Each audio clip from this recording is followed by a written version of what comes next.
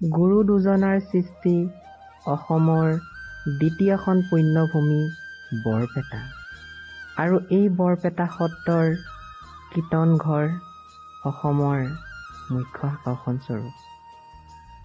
মহাপুৰুষ মাধৱদেৱ গুৰুজনাই 1583 খ্ৰীষ্টাব্দত এই বৰপেটা সত্ৰখন প্ৰতিষ্ঠা কৰিছিল আৰু এই বৰপেটাৰ কীৰ্তন ঘৰতে গুৰুজনাই প্ৰায় 8 বছৰ কাল বসবাস কৰিছিল।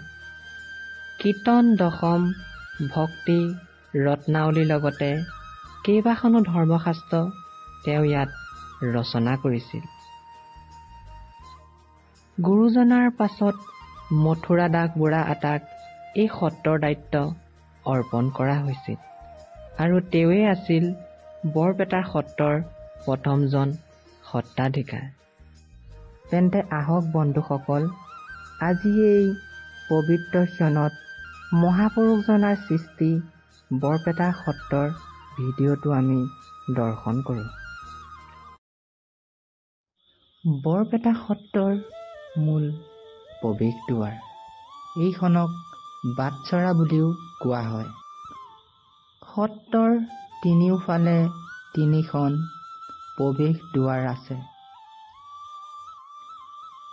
পশ্চিমে থকা প্ৰৱেশ দুৱাৰখনৰ নাম লংহাটী বাটচৰা, উত্তৰে থকা দুৱাৰখনৰ নাম উত্তৰহাটী বাটচৰা আৰু দক্ষিণে থকাখনৰ নাম দক্ষিণহাটী বাটচৰা। আৰু পূবফালে বৈ গৈছিল হৰিজান। কীৰ্তন ঘৰভাগি মাজমজিয়াত আছে। বৰপেটা সত্ৰখনৰ প্ৰৱেশ দুৱাৰ যেনেকৈ 3খন আছে, ঠিক তেনেকৈ কীৰ্তন ঘৰৰো 3খন প্ৰৱেশ দুৱাৰ আছে। উত্তৰ দুৱাৰ, দক্ষিণ দুৱাৰ আৰু মূল দুৱাৰখনক দলন বুলি কোৱা হয়, যিখন দুৱাৰ কীৰ্তন ঘৰৰ পশ্চিম দিশত আছে।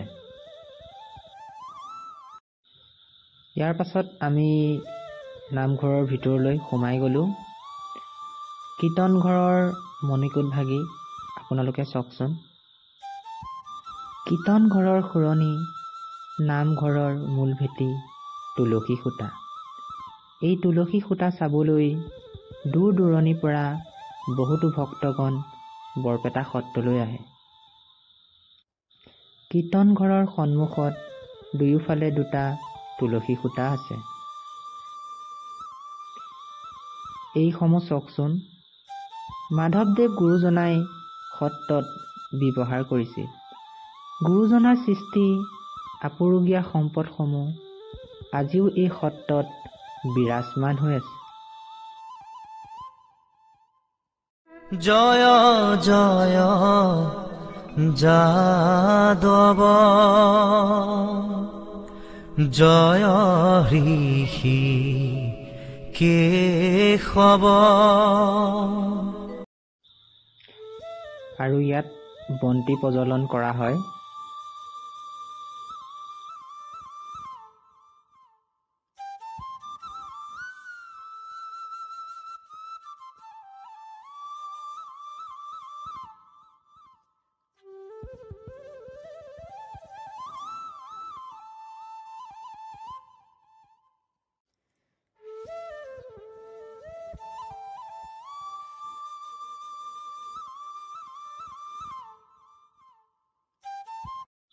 আৰু এয়াই হৈছে কীৰ্তন ঘৰৰ মণিকূট ভাগি।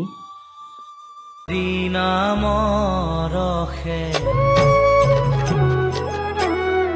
বৈকুণ্ঠ প্ৰকাশে,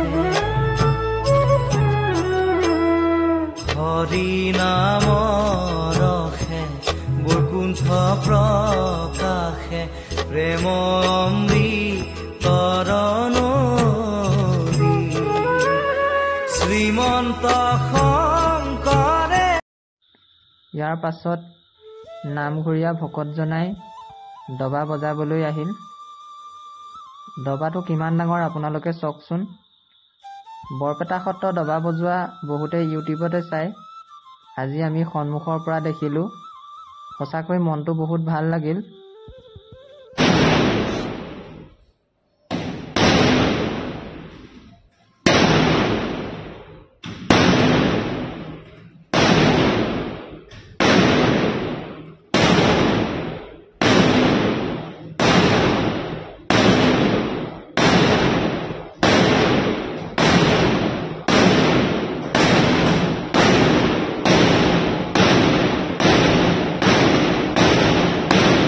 নামৰসে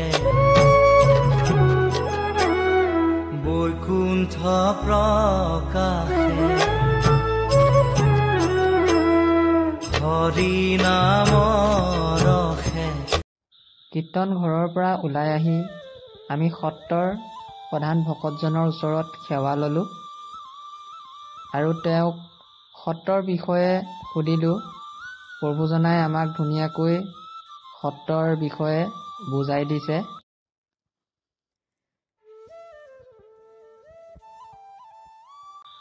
আৰু এয়া হৈছে মঠ। মাধৱদেৱ গুৰুজনাৰ ইয়াত গৃহ আছিল।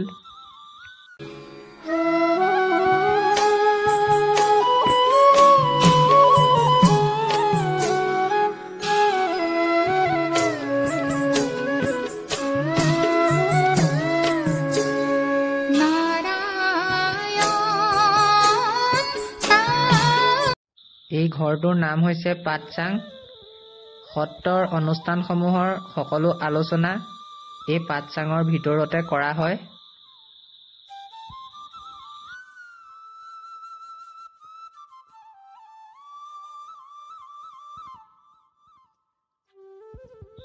আৰু এয়া হৈছে সত্ৰৰ পুথিভঁৰাল।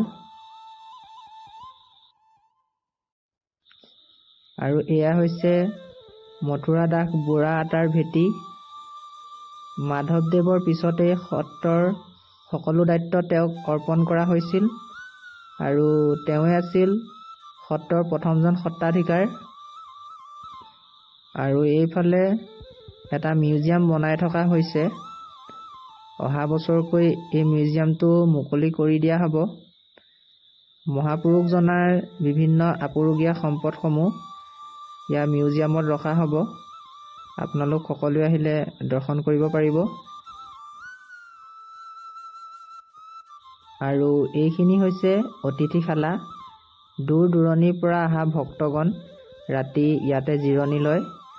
এইখিনিতে আপোনালোকক এটা কথা কওঁ দেই, আপোনালোকে আহিলে কিন্তু লগত গাৰু কম্বল এইবোৰ লৈ আহিব, যিহেতু অতিথিশালাত দিয়া নহয়।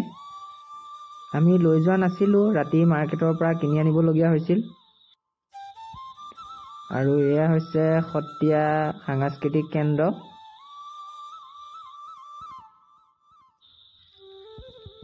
আৰু এই ঠাইডোখৰ সতসতী বুলি কোৱা হয়। মহাপুৰুষ গুৰুজনাই এই পুখুৰীতে নিতৌ স্নান কৰিছিল।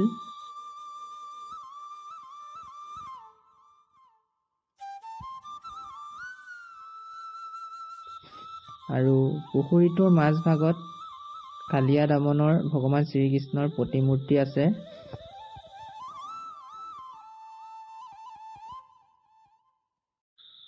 আৰু কীৰ্তন ঘৰৰ বাহিৰ ভাগত যথেষ্ট চিত্ৰকলা আছে। ইয়াত শ্ৰীকৃষ্ণৰ লীলাৰ লগতে ভগৱানৰ বহুতো অৱতাৰ প্ৰতিচ্ছবি আঁকি থোৱা হৈছে।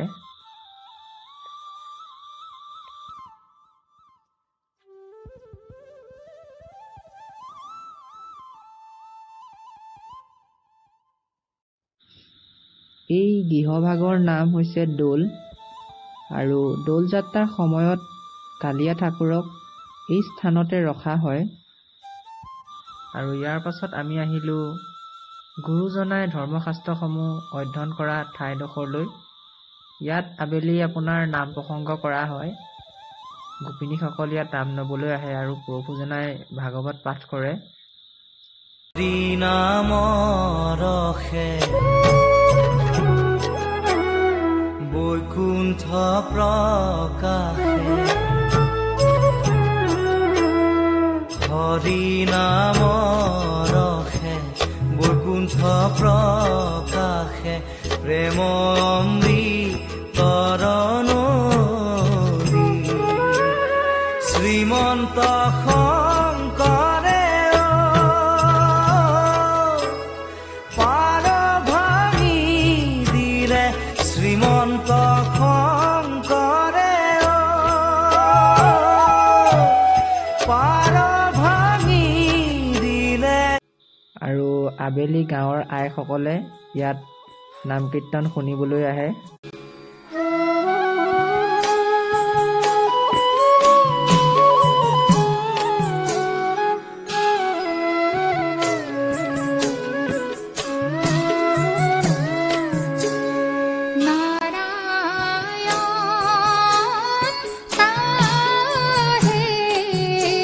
ইয়াৰ পাছত আইসকলৰ লগত চিনাকি হলো।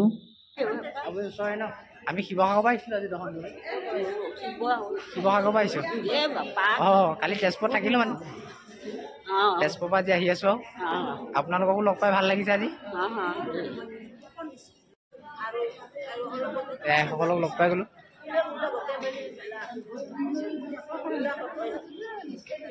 আইতা আপুনি ইয়াৰে নেকি? আপুনি ইয়াৰে নে? ফটোখন কিমান দিনৰ পৰা চলি আছে? বহুত পূৰ্বৰ কালত পৰা চলি আছে। মানুহ কেতিয়া সমাগম হয়? মানুহ কেতিয়া মানে ভাগৱত এই মাঘৰ মাহত মানুহে আহি থাকে বাহিৰত মানুহ হয়। আমি শিৱসাগৰ পৰা আহিছিলো। আপোনালোক ক'ৰ হয়? আপুনি ওচৰৰে ন? আমি শিৱসাগৰ পৰা আহিছিলো। সত্ৰীয়া নৃত্য হেৰি কৰিবলৈ আহিছে তেওঁলোক।